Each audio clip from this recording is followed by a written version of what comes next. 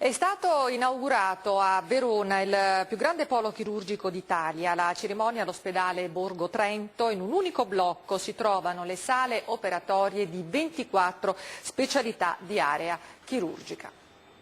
È il più grande polo chirurgico d'Italia ed entra in attività oggi. L'imponente struttura, inaugurata ieri pomeriggio, è stata realizzata all'ospedale Borgo Trento di Verona con un investimento di 212 milioni di euro.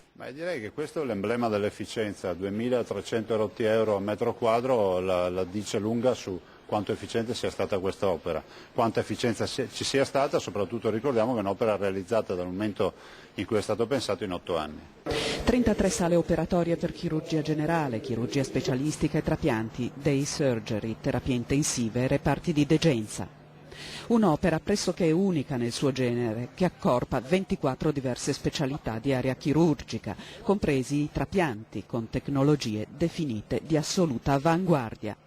Tra queste 4 TAC e 4 risonanze magnetiche. La potenzialità operativa è di 120 interventi chirurgici al giorno. I nuovi posti letto sono 450.